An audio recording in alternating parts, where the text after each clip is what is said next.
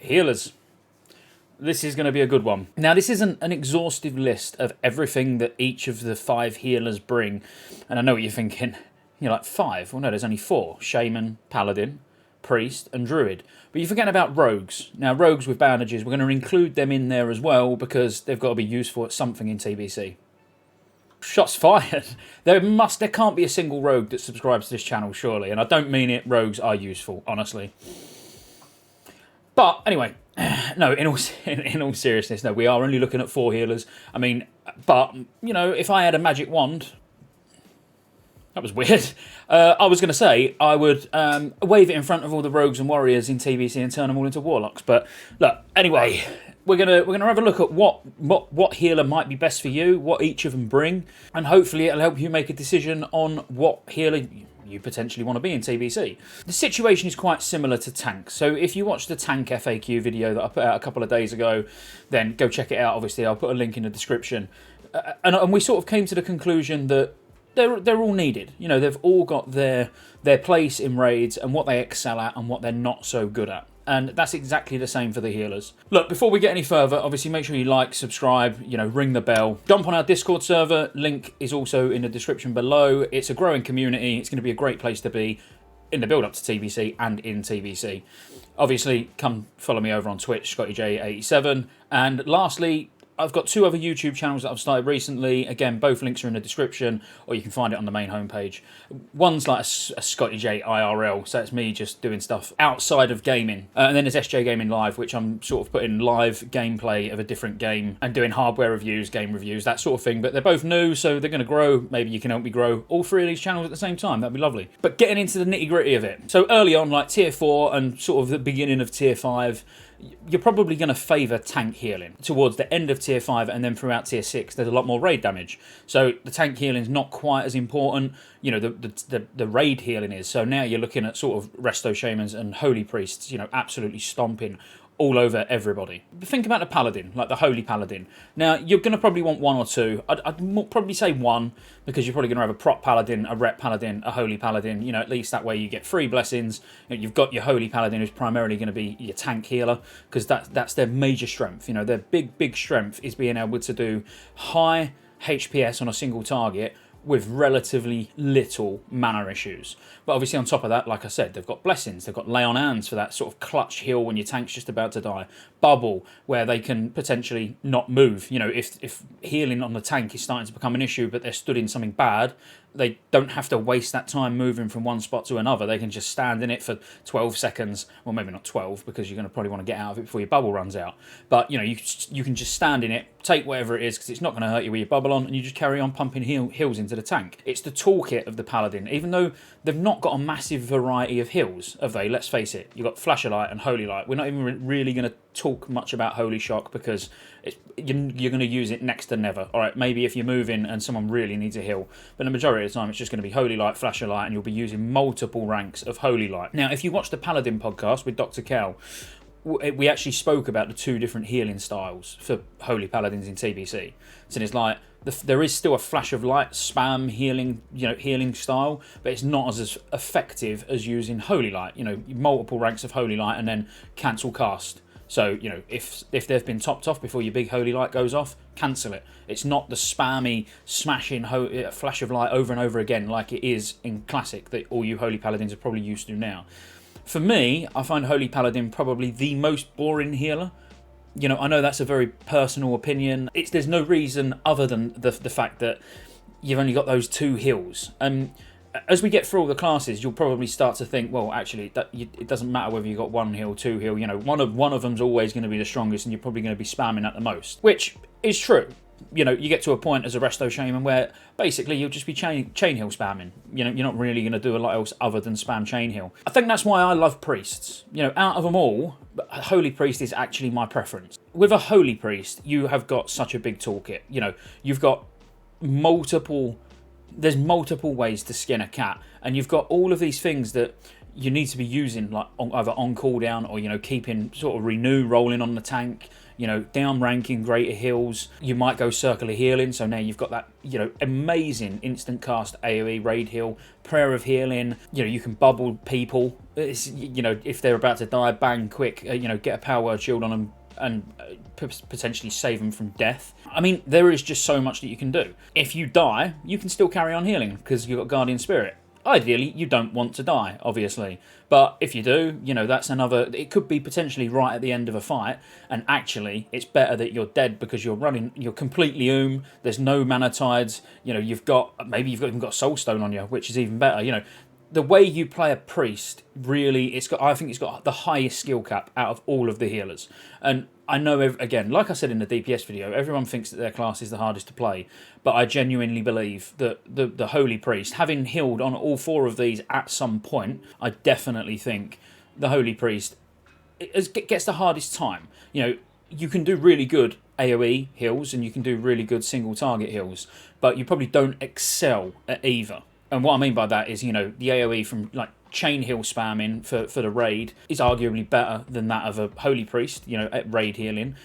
But then at the same time, a Holy Paladin has got the better single target HPS, but a Priest can do it perfectly fine. I think you're the most flexible healer. You can be tank healing, you can be raid healing, you can be doing both at the same time with a massive toolkit. But if it's a predominantly a tank healing fight, you're probably not going to be top. If it's a predominantly raid healing fight, you're going to be up there, definitely, because you're still going to raid heal more competently than a Resto Druid or a Paladin, a Holy Paladin. But your competition is going to be the Shamans. But then when you think with what, you know, the things that priests bring as well, you know, I don't want to state the obvious, but Power Word, Fortitude, improved Divine Spirit, if you go that, you're going to want an IDS priest in the group. You are a lot more conscious of the 5-second rule on a Holy Priest, more so than I would say any of the other healers. But again, then that also increases that ceiling, the skill cap that I enjoy when playing these sort of classes. That's why I play a Feral DPS, because I like the challenge. I want to be engaged while I'm playing the game, and a priest is the way to go if that's what you want. If you want a challenging experience but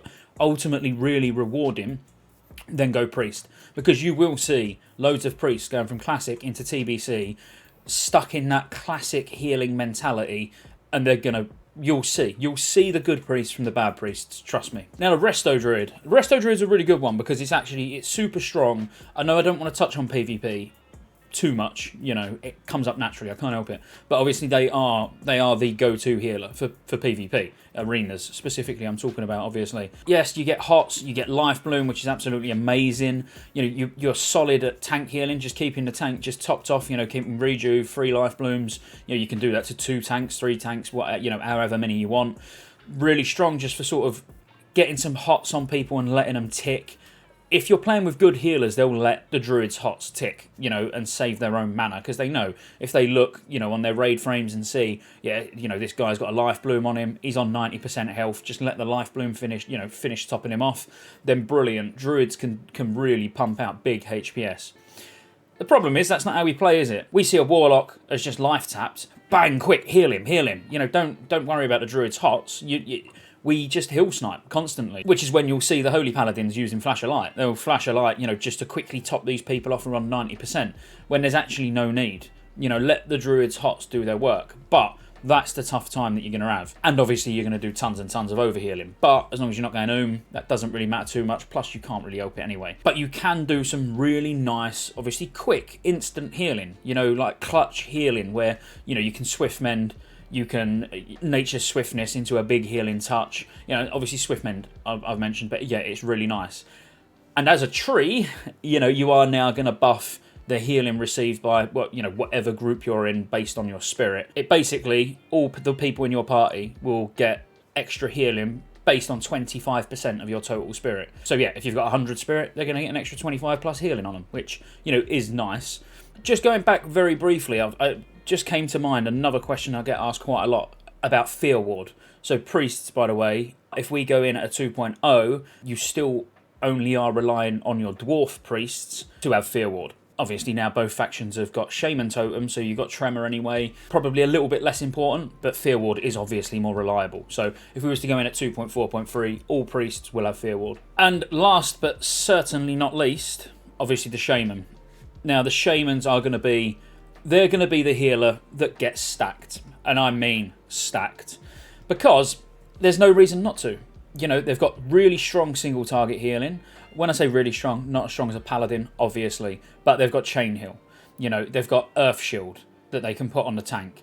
They've got all those totems that just bring so much utility. But what's the big one? The big one is obviously heroism or bloodlust. This is because you're going to be rotating your shamans in and out of groups, probably your warlock group or your hunter group, you know, your big pumpers. You're just going to be rotating shamans through, giving them heroism. So the more shamans you can take... Someone at the door. Nice shiny new amp delivered for my headphones. Anyway, what was I saying?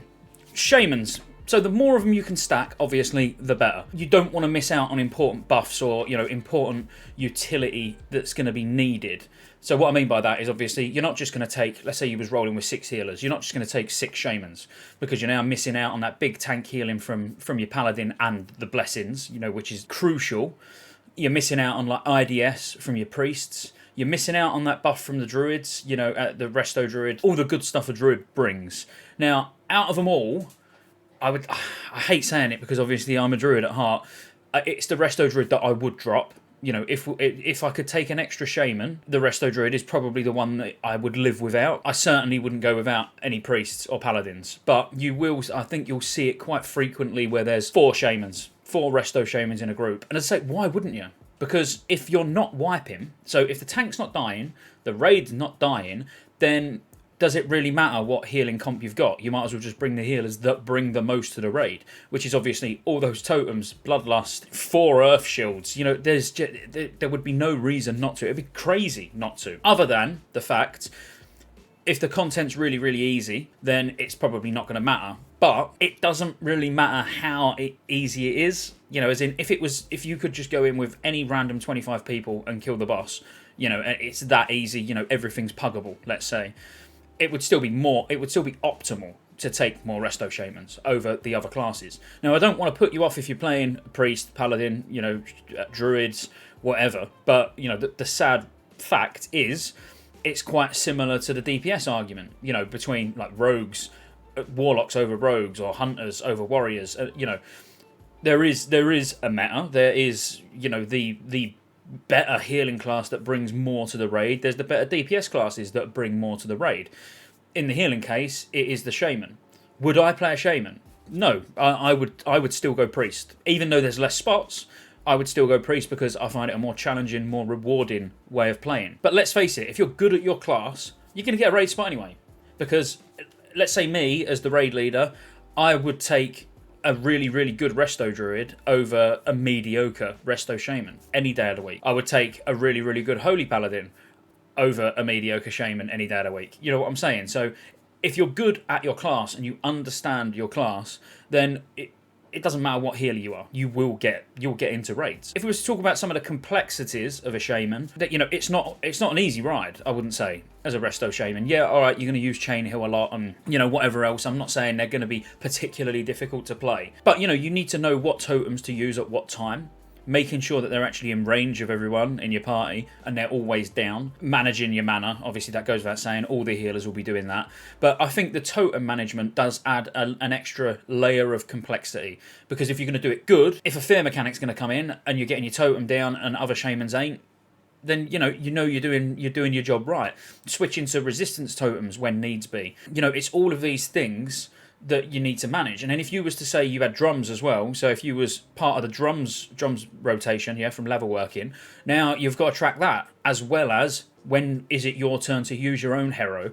You know, I don't want to make it sound like Shaman is just like an easy class to play, because it's absolutely not. I'd say it's more challenging than a Holy Paladin or a Resto Druid. I'd probably put it quite close to a Holy Priest. I think they differ slightly, as in a Holy Priest is managing the different types of healing spells, you know, that big amount of a spell for every situation, whereas a Shaman doesn't use that many different heals but has got all the totem complexity. So I think they're the advanced classes, you know, in my opinion. Again, you'll probably shoot me down and say no, you know, they're all easy to play, but if you want to play it properly, I think there's that extra layer of complexity for Shamans and Holy Priests. So if you're looking for quite an easy healer to play and one that you're going to do well on, I would say a Resto Druid is a good option. You know, they're going to be solid all the way through the expansion. And if you're looking for a challenge, then, you know, Shaman or Holy Priest. I'd still say Holy Priest is a bit more of a challenge, personally. If I was to rank them in order of usefulness and output, obviously I'd have to put the Shaman at the top. Then I would put the Priest. Then I would put the Paladin, and then I'd put the Resto Druid. I am really sorry, Resto Druids. I love Resto Druids. As I say, I would play one.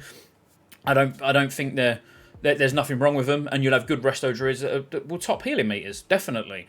But actually, if the raid wasn't wiping, and I could drop that Resto Druid and take an extra Shaman, I probably would. Oh, and I suppose I should briefly just touch on the crafted set for healers as well, because I get, again, just going off all the questions that I get asked on the stream, so I want to cover as many of those as I can as possible in this video. So when it comes to the Primal Mooncloth set, it's very good, obviously. I just wanted to touch on this briefly because I get asked it quite a lot. Now, as a priest, obviously, yes, you definitely want tailoring. You want the Primal Mooncloth set. Same for if you're a Resto Druid. I would use this as a Resto Druid. Got good MP5, massive healing, int and spirit, literally the stats that you need.